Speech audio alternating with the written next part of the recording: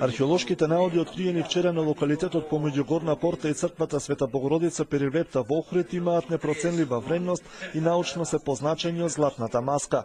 Ова го истакна директорот на Управата за заштита на културното наследство Паско Кузман на презентацијата на артефактите кои биле пронајдени во еден од 17 гробови од некрополата кај Горна Порта, во кој се претпоставува дека било погребано 16-годишно девојче со благородничко потекло. На него имало златен појас, златна плочка со 16 краци поставена кај срцето, како и две ромбоидни златни плочки кои ги прекривале очите и устата на благородничката.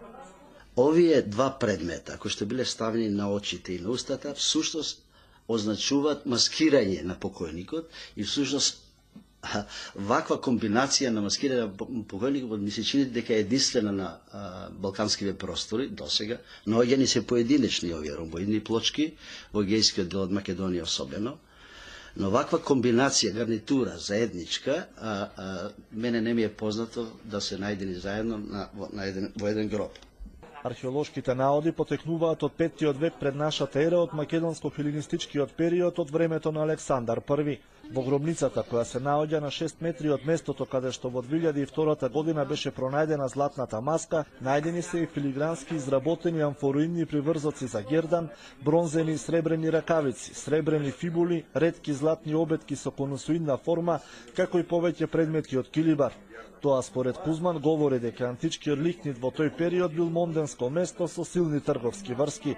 Тој истакна дека Охрид е најголемото археолошко наоѓалиште во земјата, каде се пронајдени на 450 златни предмети, кои, како што најави, ќе бидат изложени во златната соба во куќата на Ровевци, која треба да биде отворена до крајот на годината.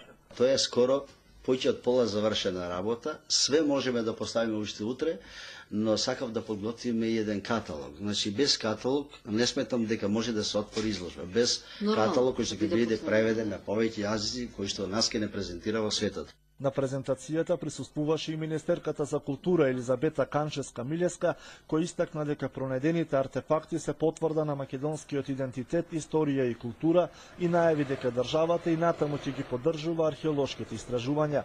Се претпоставува дека некрополата кај Горна Порта крие уште значајни наоди од периодот на златната маска, поради што наесен ќе продолжат истражувачките активности на овој локалитет. При вчерашните археолошки истражувања на просторот помеѓу Горна Порта и црквата Свети Богородица Перивлепта не е пронајдена златна маска. Во гробот кој бил вкопан на длабочина од 2 метри и 20 сантиметри, откриени се прилози од времето на златните маски, но златна маска, вели Паско Кузман, овде нема. Директорот на Управата за заштита на културно наследство кажа дека е откриено непроценливо археолошко богатство од 5-тиот век пред нашата ера. Значи, ова е повеќе златна маска, велам во археолошка смисла, оти не е се само во златната маска, и ги има иста улога имаат овие предмети што ставале на очите, на устата, значи тие го маскирале лицето. Кузман вели дека на локалитетот помеѓу Горна Порта и црквата Свети Богородица Перивлепта во кратко време се откриени 17 гробови, од кои најголем дел се од македонско-хеленистичкиот период, во кој доминираат прилози од златен накид. Според него, во последниот кој беше откриен вчера, била погребана млада женска особа со благородничко потекло. Во приложените артефакти имаше и златен колан, златна лента долга околу 40 см, украсни амфороидни приврзоци за гердан од злато, изработени филигрански, бронзени и сребрени нараквици, сребрени фибули и златни обетки со конусоидна форма, доста ретки, појасна Кузман. Тој додаде дека во гробницата има и многу други предмети од килибар, што е невообичаено за овие простори, што значи дека во 5-тиот век пред нашата ера постоеле силни трговски врски со северот. Археологот Кузман појасни дека ваквите вредни археолошки наоди само ја потврдуваат позицијата на Охрид како монденско место во античко време.